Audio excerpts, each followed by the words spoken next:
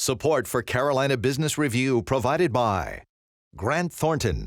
Operating in more than 100 countries, our tax, audit, and advisory professionals specialize in helping companies unlock their growth potential. Blue Cross and Blue Shield of South Carolina, where healthcare is changing for the better.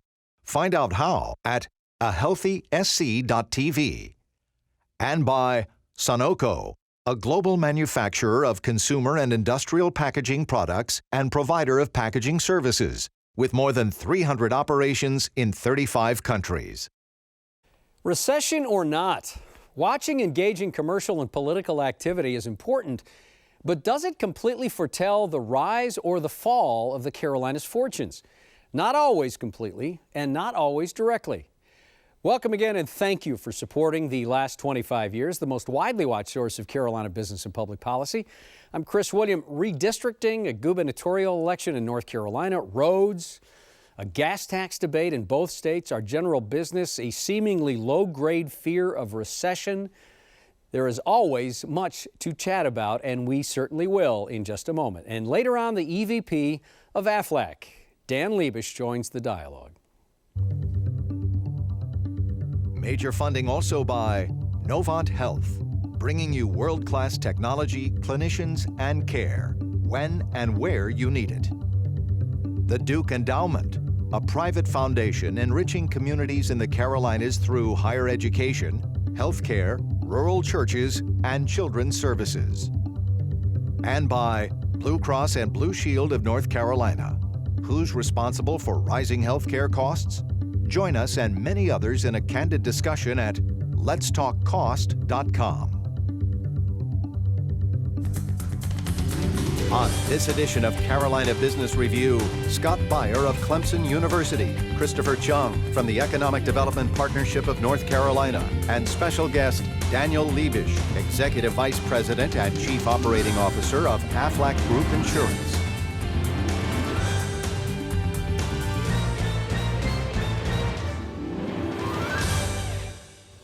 Hello, welcome to our program. As always, we talk about the fun stuff before the cameras come on, and that's what we were doing. So let's just keep this dialogue going. Chris, Scott, good to have you both here. There seems to be kind of this, and I'm going to call it a low-grade fear of recession, Scott.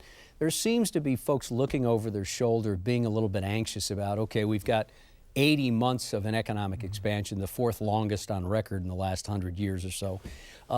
Is there a real risk of a recession or slowdown?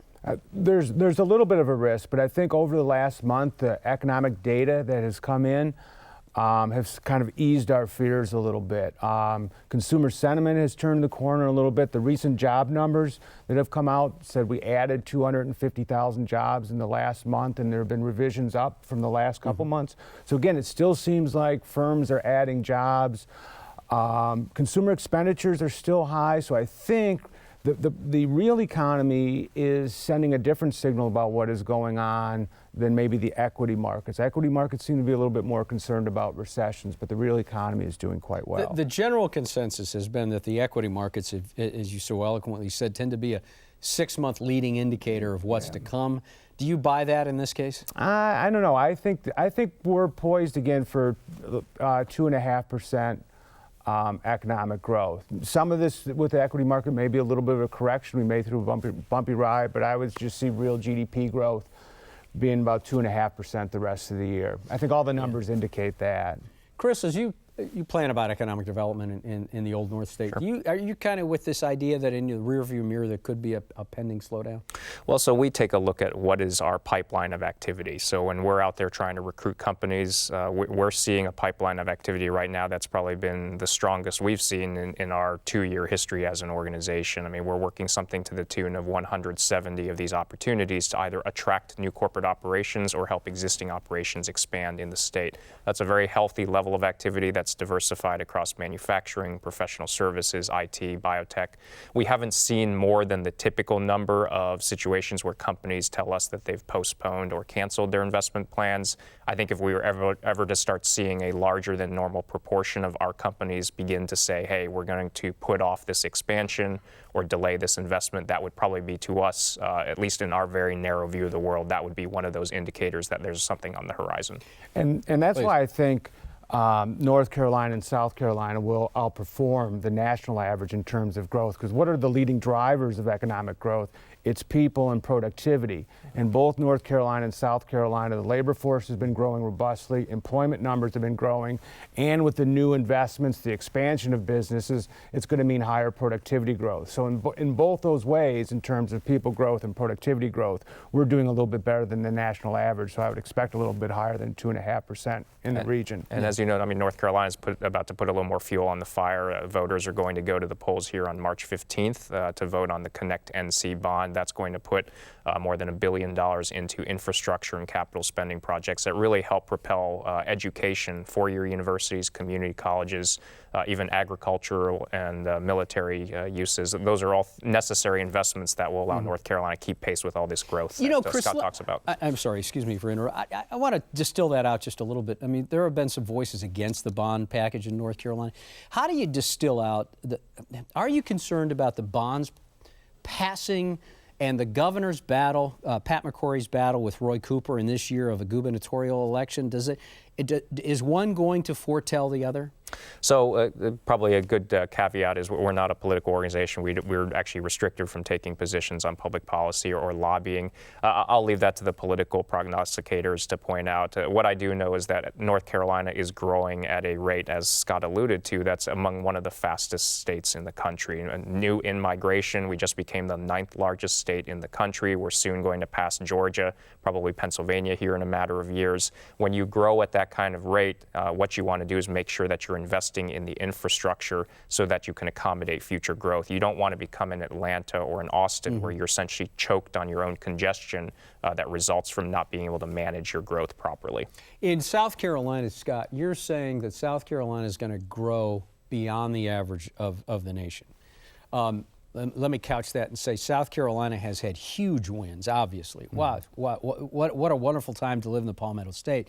Do you worry at all about the concentration in heavy equipment, heavy manufacturing, aerospace, automotive, being a cyclical industry as it is? You do worry about those are going to be more sensitive to business cycles, so recessions, they have a tendency to be hit hardest, but they also have a tendency to be good paying jobs, high paying jobs, and so you would hope that people with the incomes kind of navigate their way through hard times. But no, I think those are the type of industries you want to attract, and they'll also support other industries that will help carry the state through a little bit of a slowdown. So for every manufacturing job, good paying manufacturing job, a back of the envelope calculation is it creates 3 other jobs in, say, the service sector. So there'll be other jobs supported by that growth in the heavy equipment industry. And that's actually probably a pretty conservative estimate, that 3 jobs. I know some of the industries like automotive have an even higher multiplier effect too.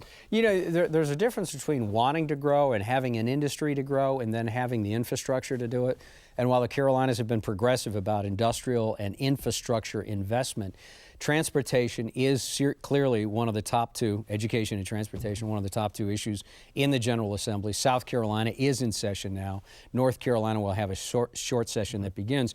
Chris, is transportation going to, I know the governor in North Carolina has a new transportation formula that's helped, but there is a lot of debate around transportation policy and funding in North Carolina. When does that become prohibitive and a liability to more growth? So I think it's at the point you certainly want to avoid, like I said, situations such as what you've seen in Austin, where you're sitting in traffic either way for an hour, hour and a half each day on your commute. I mean, places like Austin are going to project a 2-hour commute each way coming up in sometime mid-2020s. We want to make sure we stay well ahead of that situation. I mean, we look at the criteria that matter most to the kinds of companies we're trying to attract, and things like highway accessibility are oftentimes within that top 2 or 3 list of criteria. So in order to have access to the infrastructure, of course, you've got to make sure it's built out and that it's avoiding a lot of the congestion that could prevent the efficient movement of goods and services. Is it time for South Carolina to have a coherent transportation strategy, and that is governors on the same page as the legislature, and the legislature actually does pass funding for roads?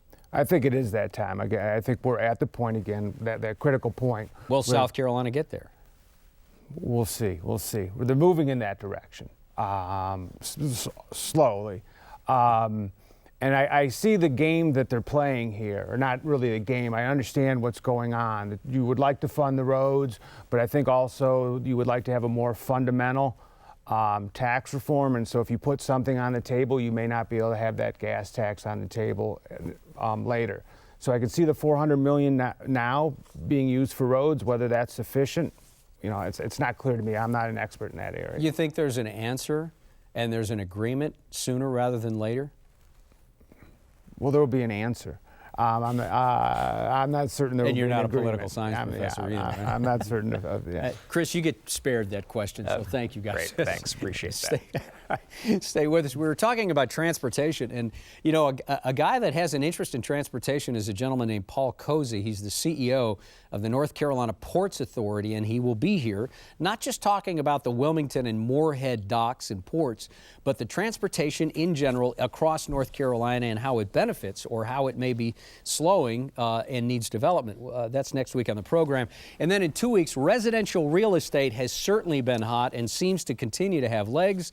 He is the CEO of one of the largest residential real estate firms in the Carolinas. Pat Riley, Chief Executive Officer of Allen Tate Companies, will be here as well. In this very overt and acute debate around health care, it certainly helps to have a history in the business and understanding this very ambiguous industry, to say the least. Our guest seems to have both. With more than 3 decades in and around healthcare, our guest has spent time on the provider side, a hospital, and the payer side, insurance companies. We welcome to the program Aflac Group Insurance Executive Vice President and Chief Operating Officer, Daniel Lebish. Dan, welcome to the program. Thank you. Dan, let's start with an easy question. Medicaid funding. In North and South Carolina, legislators have declined federal dollars for health care, at least or for Medicaid dollars. Is that the wrong thing to do? Are we missing low-hanging fruit here? Well, probably not the best one to answer that question, given that I really don't know the funding requirements of the states and how their budgets are developed. But what I do know is I know that Medicaid population continues to increase across the whole country and in North Carolina and South Carolina, and that there continues to be need to fund that, that population. And they have needs as well in terms of coverage. And I think whether it's through the state funding or whether it's through federal funding, we're just going to continue to see increases there. Do you get this sense, and I know this is a very broad question, but do you get this sense when you zoom out from just Medicaid and you look at the overall healthcare industry, Dan, some people have called it a patchwork system. Now with the pending presidential politics, not just in the mix, but clearly we're going to have a new leader in the Oval Office at some point here at the end of 2016. Does that exacerbate and complicate the debate around the Affordable Care Act even more? Does that make it more opaque for you to plan and figure out where health care is going? I think what we've decided is the Affordable Care Act is here. Whether it's going to stay in its exact format as it currently is, only time will tell. And politicians will tell them. We're not politicians. What I do know is with the Affordable Care Act, and even without the Affordable Care Act, there continues to be larger and larger gaps in people's coverage. Deductibles increase, co-insurance increases, and actually that's where organizations like Aflac come into play. Our whole reason for being is to provide supplemental coverage when people have gaps in their coverage. Lots of times people don't know when an accident's going to occur. They don't know when they're going to have a critical illness. And when they discover that, and they discover that they have $5,000, $10,000 out of pocket that they have to pay, supplemental coverage is there to cover them. I mean, one of the things that concerns me a lot, just as an individual, is the fact that about 52% of our employed population has less than $1,000 of savings available to them. They're not ready to endure those sorts of events. Dr. Baier? Well, I was going to touch on that a little bit. With the recent fall in gas prices, personal savings has gone up. People haven't spent all of that. Have you noticed that? Have you seen that? How would you advise people to save more for these precautionary type savings? Well, there's just the ongoing need to save regularly. And obviously, I have younger children who I'm always advising, listen, put something aside. But there's also the need to protect. We have conversations all the time about the kind of the millennial population and their perspective of whether they need insurance or don't need insurance. And all I can say is insurance is exactly what it is. It's there to protect you for what you don't think is going to happen. And we need to be educating people about that. So I'll shift gears. Speaking of millennials, congratulations. I saw Aflac was just recognized as one of the most admired companies, as well as I think one of the best places to work for. Absolutely. Just kind of curious, what are some of the things that Aflac is doing to foster that kind of a reputation internally, where it's been recognized by employees and other peer companies as such a great place to work and a well-respected company? Yeah, actually, it's what attracted me to Aflac 2.5 years ago. The voluntary insurance business attracted me, but also the fact that Aflac this year is, for the 10th time, rated as one of the most ethical companies in the United States. It's the only insurance company that's even on the list. For the 18th time, it's one of the Fortune 100 best places to work in the United States. And I think it's basic blocking and tackling. It's caring about your employees. It's putting them first. You can talk about the things we do. You can talk about daycare center capability, tuition reimbursement, having fitness center, having career centers. Probably the greatest employee appreciation week I've ever been a part of since joining an organization. It's just a company that actually walks the talk when it comes to its employees. Let's go back to the millennial. You say you talk about it a lot internally. Dan, how do you compel a 20-year-old? And, you know, we were all there at some point. And in your head, I probably ought to have health insurance, but I'm not really convinced that I need it. You know, you feel bulletproof. You feel like you're going to live forever. So, I mean, can you change the mindset, or are you just going to be moving the ball a couple inches? That's a good question. And having 20 and 30-year-olds, you can't compel them to do much of anything. You're talking about your kids, not your clients. My children, my own children. But what I will say is it's education. It's showing people the risk that they are putting themselves at. It's helping them understand. You know, it's not just millennials. We look at it and we see statistics that indicate that about 61% of employees in general say that their employers do not provide them enough information to understand their benefits. They don't understand the Affordable Care Act, and they don't feel like anyone's telling them about it. We hear that the biggest stress that employees have is their financial stress, that about 39% of them spend about 3 hours a week at work dealing with their own personal financial issues, whether it's looking at their savings account, figuring out whether they have enough insurance, figuring out how they're going to pay their mortgage or their car bills. And those are things that we need to be educating all ages about, not just the millennial force. So do you feel that your brokers, that your company representatives end up being, and this is not the right term, but end up being ad hoc financial advisors to a younger generation just to get them to understand how they're at risk in a health capacity? Absolutely. I think both the brokers that we work with, as well as our own associates that work for Aflac, spend a lot of time as consultants. They spend a lot of time as advisors, and they spend a lot of time as educators. They're trying to help people understand, okay, if you don't have $1,000 of savings in your pocket and you are faced with some form of catastrophe, maybe you didn't expect you were going to be in a car accident, maybe you didn't expect you were going to have a stroke at the age of 25 or 35, but it happens. How are you going to cover that? And that's where supplemental benefits come into play. Mm-hmm. Yeah, if you were going to advise somebody one question, or to answer one question to the person about how the Affordable Care Act has changed things, what would be the one thing that you would want them to know about how the Affordable Care Act has kind of changed the landscape of insurance? I think the biggest thing I would say is that it has increased the back-end costs of insurance. And what I mean by the back-end cost is sometimes we look at what the premium is, what it actually costs us to buy the coverage. We don't think about the back-end cost of what's out of pocket. And it has increased coinsurance, and it has increased deductibles. When you look at the bronze plan or the silver plan, you'll see that they have actuarial values of about 60 or 70%. That means about 30 or 40% is coming out of your pocket. It's either coming out of your pocket or it means the benefit coverage has declined. They need to understand that. Yeah. So apart from some of the implications of the Affordable Care Act, what are some of the other regulatory headwinds that a voluntary insurance program company would be on the lookout for in your industry? I think I don't know that there are really that much in the way of regulatory headwinds. I think the headwinds that we face are the things that we've talked about already today. Understanding, education, consulting, making sure people know what they are exposed to and what they're covered for and what they're not covered for. So There's a lot of better conversation, informed for example, about customer base. transparency of what your healthcare costs, transparency about what you're getting with your benefits.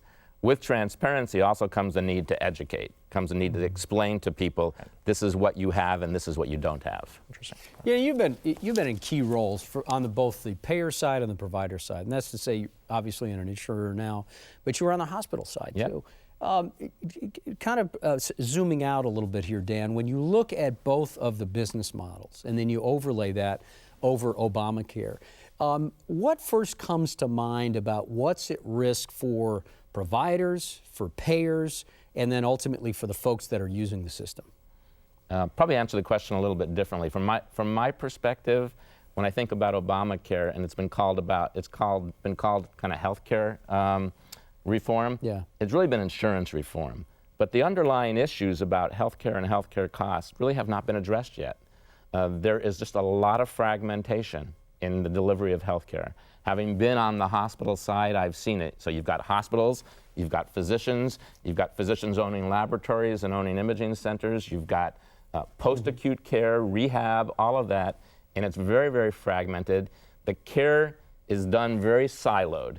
The care does not have any sort of continuity across it. No one is actually pulling all the pieces together to make sure that it's being offered both effectively but efficiently as well. So what is it about transparency? Is it protection of personal information? Is it HIPAA? What keeps the transparency and the democratization, sorry, I'm of course butchering that word, but the leveling of the playing field to make sure all of these costs can be shown in the light of day? There's a lot of things that have prevented it to date. A lot of people just are concerned that as you give that information, you're not comparing apples versus apples.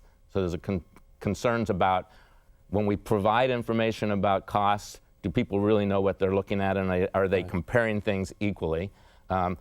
Personally, I'm all for transparency. I think the more information we deliver out to people, the better decisions they can make, just like in any open market. When you buy a car, you're allowed to know what it costs you, and you're allowed to know what kind of benefits you're getting from that car. Same thing should take place in the healthcare delivery world, but with it needs to come education. And there's a lot of parts of it that people don't understand yet. Yeah. Scott, about a minute.